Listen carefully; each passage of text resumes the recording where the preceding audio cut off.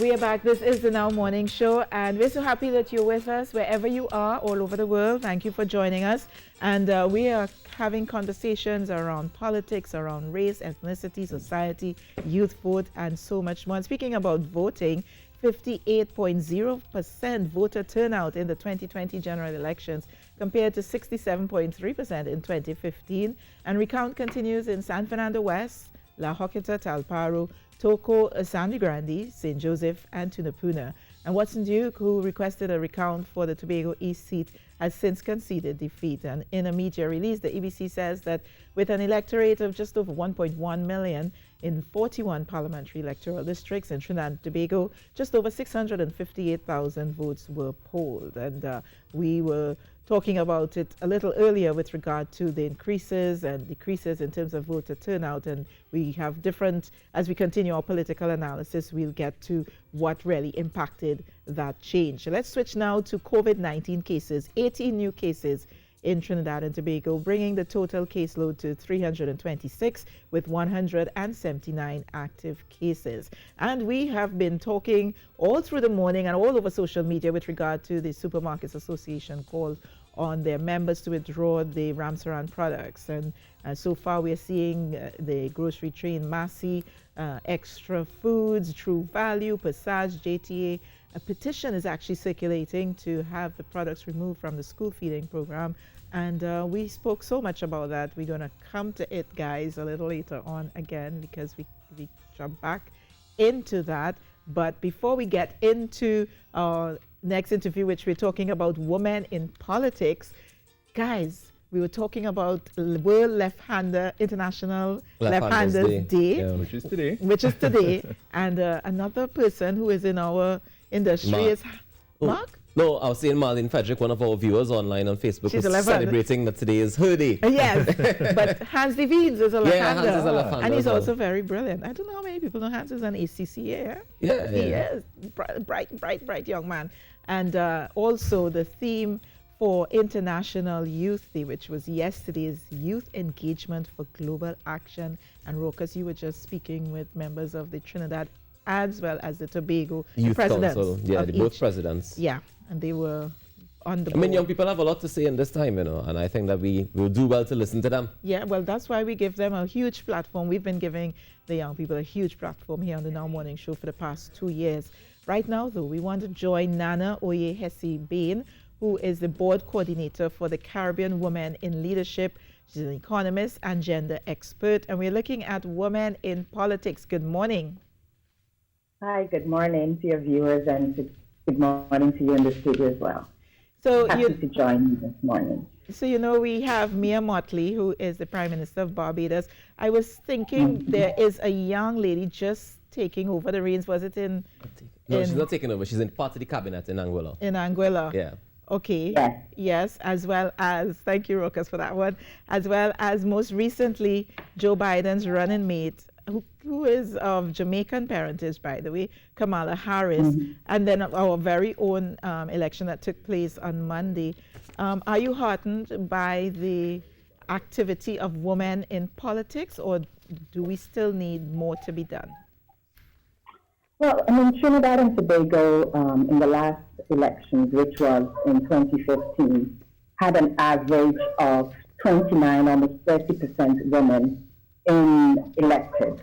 Now, that was an achievement because over the years, we have seen an increase, and CIVIL has been doing a lot of work with the women and providing training, mentorship to assist them to gain positions in political office. Yeah. Now, this year, while there was an increase in the number of women who contested the elections, the last election there were 40. This year there were 45. However, Trinidad and Tobago dropped from 29, almost 30%, to now 26.83%, which is roughly 27%. So I'm happy to have seen that women moved from local governments, which we had trained some of the women in for these past general elections, and they've actually transitioned from local government to now, you know, the high office public service, which is in the parliamentary role as MPs. However, we're not very happy that Trinidad and Tobago has dropped from it's almost 30%, which is the international minimum and norm. The aim is to have equal representation to reflect the society in which men and women live in the Caribbean. Mm-hmm. But do you there's a little bit more work to be done for us, and right now we just hope that the incoming government will recognize this deficit and put in place measures such as so that the Senate, the boards, etc., that are going to be established have equal representation. Yeah, because I was just about to ask you if you have data to suggest what's behind the shifts that you're seeing, and does it reflect the glass ceiling? Does it reflect women who decide that perhaps they don't want to enter the arena? Are they being prevented from entering the arena?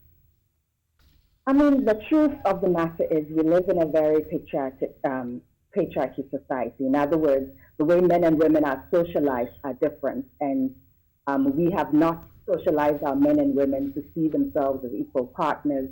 And so there is a lot of discrimination and marginalization that goes on against women, which is not fair, which is not right, which is not what the country's constitution is built upon, which is not what, I personally would say God wants us to have. Because personally, we have men and women in our society, yet we feel it is right to marginalize one group over the other. Yeah. So in terms of that, there is that socialization that one has to remember, one has to deal with. And then but let me just jump in there. Let me just jump in there before you move on to the other point, because I find that point very interesting and ironic, given the fact that we have a matrifocal society in the entire region, and women have been outperforming men as far as university level over the past few years. Right. Yeah. So I agree. Yeah. So I agree with you, but this has not translated when it comes to leadership. Yeah. And I think this is because, especially if you want to look at the political space, it has been very polarized and not so nice sometimes to women. So there are women who do not want to enter that space because of the mudslinging. I personally did some research where, in speaking to women in the region, they talked about the fact that when they announced to their families that they were going to elective politics, one lady actually said her mother cried and said, "Do you want to bring shame to the family?" So there are these issues that we have to recognize, that we as a society have not made the space friendly towards women.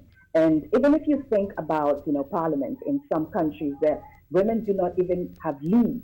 And I remember actually, so if you think about maternity leave, so for instance, the space was created initially not thinking of women. And so now it's a matter of having to transition from that place. So even to the fact that, there was in one country in the Caribbean, they said their parliament initially did not have a space for like a women's bathroom. And so they now, as we were doing the research, found out they now have to put that in place.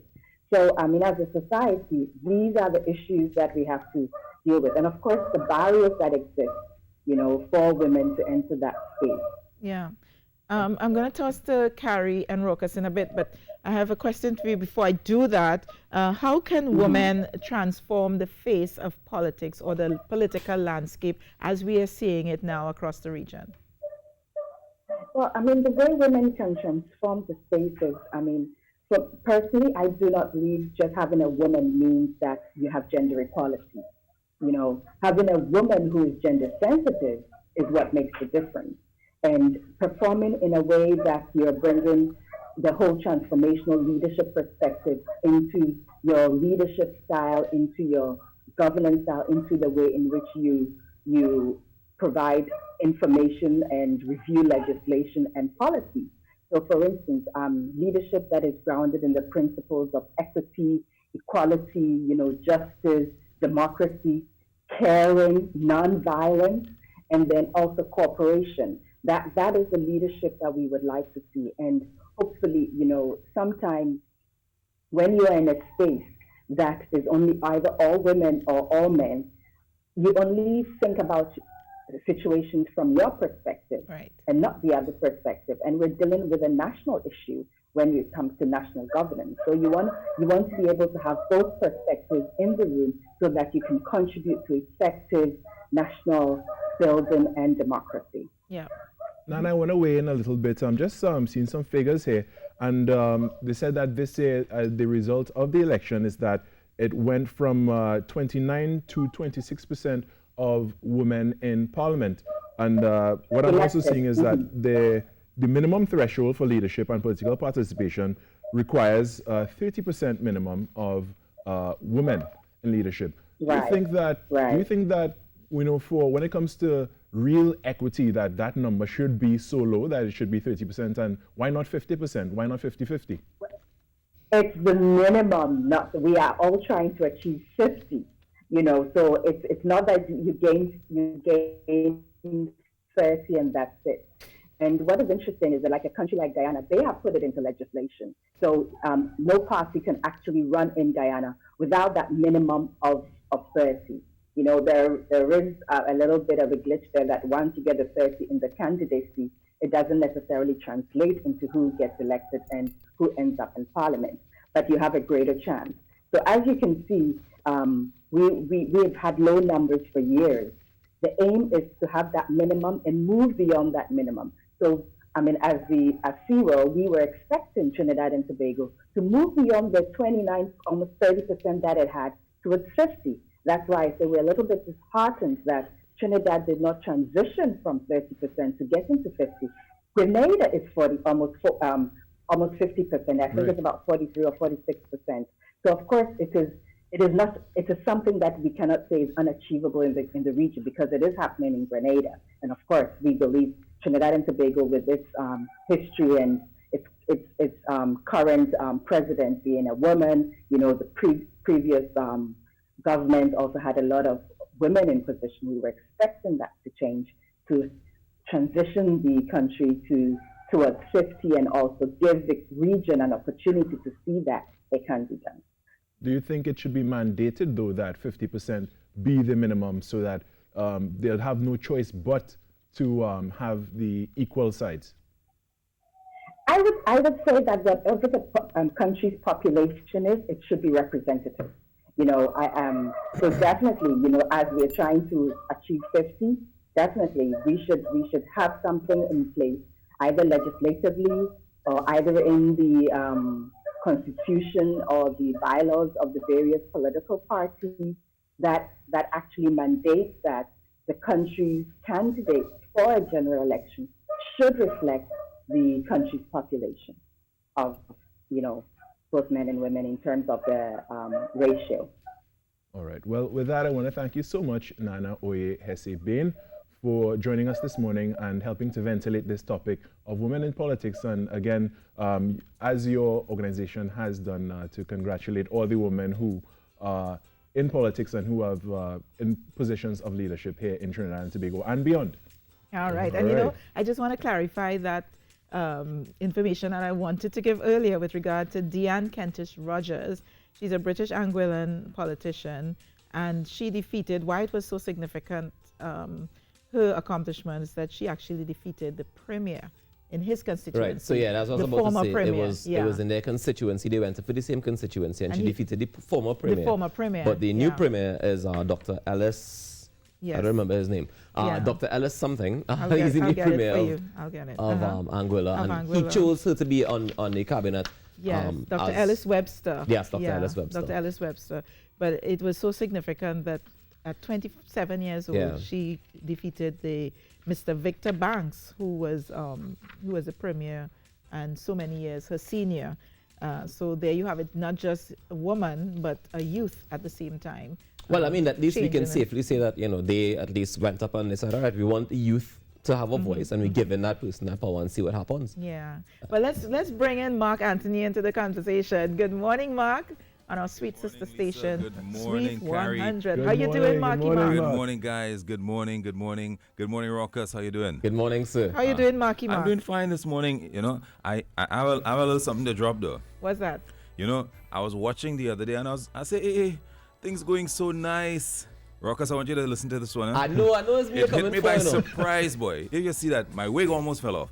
And as I say, I was listening, and then all of a sudden, we had the link with the Big Brother station. And here, listener, I always look forward to this one. And I said, well, what about me? I was like, what about me? Mark, you know I love you. You know I love you like corn soup. I love you like corn soup, shrimp, and crab. And you know how much I love crab and shrimp. Yeah, that's true. You know. But I'm allergic to you just as much as I'm allergic to shrimp. But it's a little something, you know, with Ainka Trotty and keto. No. What can I say? I ain't saying no. You have the hug. Maybe because I can't play big songs like that then. Is that like Rockers? Pumpkin Back me here, Rockers. Back me up here. Sir, back me up here. Is it that? Rockers ain't going down that road at all. I can throw it back. Yeah, it's the music, it's the music. Okay. You know I love my... But Mark have some wicked throwbacks. When Mark this throwback proper, man. Yeah, that's what we talking. Rockers, tell them now, Rockers. Yeah, tell them now. When Mark you tell them, Rockers. You talking about music, eh? You tell them, Rockers. Throwback music. Rockers, you tell them. Yeah. You know, tell them, Mark, you just choose your own playlist. Tell them that. Thank you very much, Rockers. Thank you very much, Rockers. Yeah, but I like, Mark not going and play no popcorn and no Idonia. Well, but that's not the identity of we can eat popcorn. You know? I know. We'll eat all the popcorn that you want.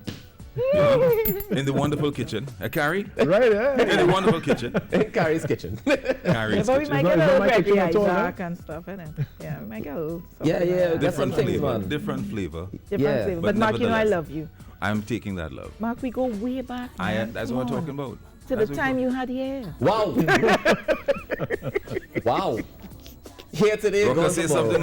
Rocker say something now, man. Back up. I mean, what you gonna say is either you're here or not. What you gonna do? All right, Rockers. Okay, stop now. Don't back me anymore. Don't back me up anymore, Rockers. Leave it alone. Friends like Rockers, right? Yeah, boy. It's a good thing it's left-handed. I'll leave with my left hand. Are you a left-handed? Boy. Oh, you're right-handed. No, Mark is a left-hander. He's a genius. Mark, you're left-handed? Today? Well, happy left-handed. I think it's time for us to take a few messages. Mark, it was so good chatting with you. I do look forward to you, man. Come on. Thank you very much. Yes. Thank you very much. Absolutely. They might blaze you up tomorrow and say, so that's how it is. No, they know. You guys take care. All the best. Take care, man. Thank you very much. All right, then. Let's take in a few messages. Come right back here on the Now Morning Show after this.